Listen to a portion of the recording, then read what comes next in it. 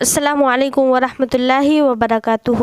الحمدللہ وحدہ والصلاۃ والسلام علی من لا نبی بعدہ وبعد۔ اعوذ باللہ من الشیطان الرجیم، بسم اللہ الرحمن الرحیم۔ رب اشرح لی صدری ویسر لی امری واحلل عقدۃ من لسانی یفقہوا قولی۔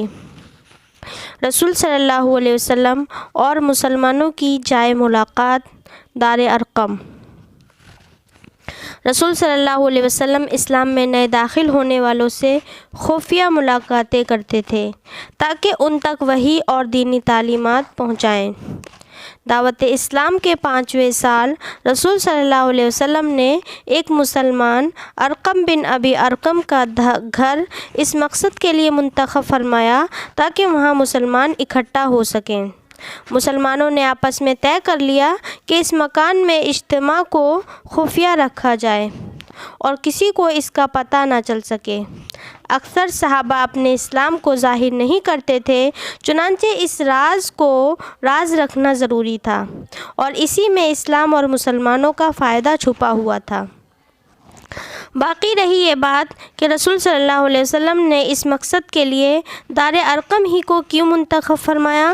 اس سوال کا جواب ممکنہ حد تک مولانا صفی الرحمن مبارک پوری نے یوں دیا ہے۔ ارقم کے اسلام کا لوگوں کو علم نہیں تھا، وہ بنو مخزوم میں سے تھا جنہوں نے بنو ہاشم کے خلاف مقابلے بازی اور جنگ کا جھنڈا اٹھا رکھا تھا، چنانچہ یہ محال تھا کہ آپ دشمن کے عین مرکز میں چھپے رہ سکیں۔ ویسے بھی اسلام لانے کے وقت ان کی عمر بہت چھوٹی یعنی صرف 16 سال تھی۔ ان حالات میں لوگوں کا عام طور پر یہ گمان ہوتا تھا کہ آپ صلی اللہ علیہ وسلم نے کسی بڑے صحابی کے مکان کو اپنا مرکز بنا رکھا ہے۔ یہ بات بھی پیش نظر رہنی چاہیے کہ دار ارقم کوہ صفا کے قریب تھا۔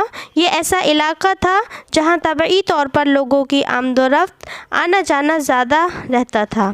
اتنی آمد و رفت میں چند لوگوں کا یہاں آنا جانا مخفی رہ سکتا ہے اور راز فاش ہونا مشکل تھا۔ جب کفار کو مسلمانوں کی جائے ملاقات کا شک گزرا تو زیادہ سے زیادہ ان کا گمان یہی تھا کہ وہ صفا کے پاس کسی گھر میں جمع ہوتے۔ اصل گھر کا انہیں پھر بھی علم نہ ہو سکا۔ اخفاء اور رازداری کا معاملہ اس کی حکمت عملی رسول صلی اللہ علیہ وسلم کی حیات طیبہ کے بے شمار مواقع میں واضح طور پر دکھائی دیتی ہے۔ انہی میں سے ایک موقع یہ بھی ہے۔ اسی لیے آپ نے نبوت کے 5ویں سال سے اسی مکان کو اپنی دعوت اور مسلمانوں کے ساتھ اپنے اجتماع کا مرکز بنا لیا۔ آخر میں مولا کریم سے دعا ہے کہ ہم تمام کو اپنے نبی کی سیرت سننے، سمجھنے اور پڑھنے کی توفیق دے۔ مولا کریم زیادہ سے زیادہ عمل صالح کی توفیق دے اور اپنے دین اسلام پر قائم و دائم رہ کر اس کو مضبوطی سے پکڑ کر اس پر عمل پیرا ہونے کی توفیق دے۔ آمین ثم آمین۔ السلام علیکم ورحمۃ اللہ وبرکاتہ۔